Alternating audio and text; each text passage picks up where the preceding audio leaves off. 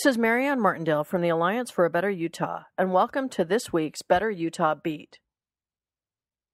It's only been a week since John Swallow was sworn in as Utah's new Attorney General, but he's already facing calls for his resignation. Editorial boards of not one but two major newspapers, the Salt Lake Tribune and the Provo Daily Herald, have both called for his resignation and for an independent investigation. It started this past weekend as Swallow appeared in the news for allegations that he was helping disgraced businessman Jeremy Johnson escape federal prosecution. Jeremy Johnson has been accused of running a $350 million online software scheme. Johnson has claimed that Swallow set up a lobbying deal in which Johnson would pay $600,000 to meet with Senate Majority Leader Harry Reid in order to keep federal investigators from prosecuting Johnson's case. Swallow does not dispute the meeting or the exchanges of money, only the substance of the discussion and the claims made.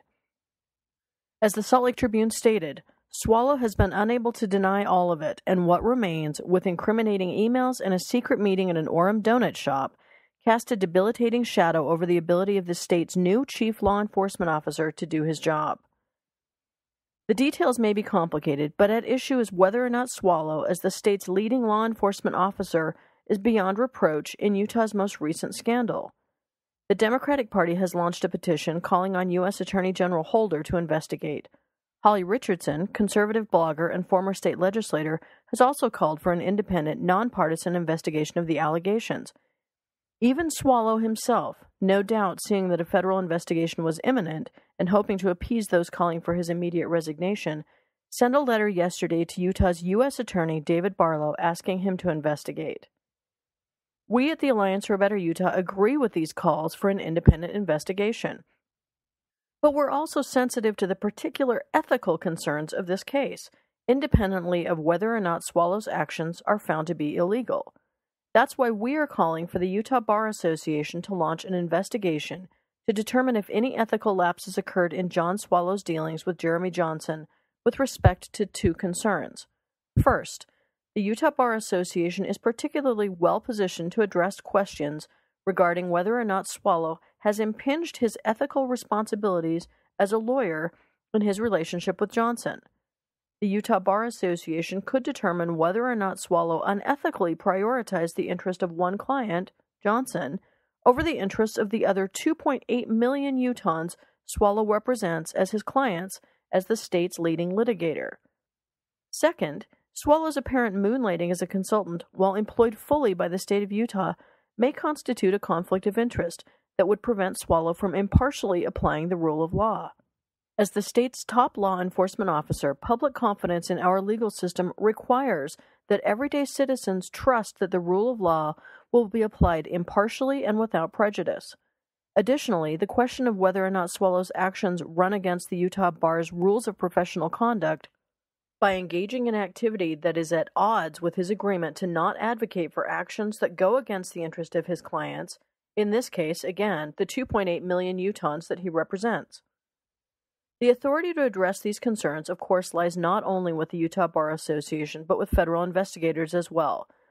We hope, however, that the Utah Bar Association will pay particular attention to these ethical lapses Swallow has allegedly engaged in, and whether or not these lapses constitute a violation of his professional code of conduct. This isn't Swallow's first brush with scandal. Last summer, while still a candidate for the office of Attorney General, he had a similar conversation with another donor facing legal issues. This particular call was recorded, and Swallow could be heard to state his intention, if elected, to move the Consumer Protection Division under his authority, a move that would give him direct oversight of the division charged with protecting the public from the schemes this particular donor was being accused of. It showed the willingness of Swallow to use his position in the Attorney General's office to influence the outcome of a legal investigation for the benefit of a single donor. Yet, as so often happens, the claims were swept under the rug and Swallow was swept into office. This latest story is now making national headlines. The Associated Press has begun following this story, and the online political news journal Talking Points Memo has also published an in-depth investigation into the allegations. We may not make the national headlines often, but when we do, it is far too often for the wrong reasons. Utahns deserve better. We deserve an Attorney General that is beyond reproach.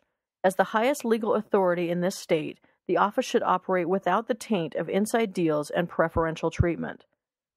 A full and thorough investigation of ethically challenged officials, like John Swallow, is crucial for Utahns to move forward with any sense of confidence in those we have entrusted to lead and in the offices they hold.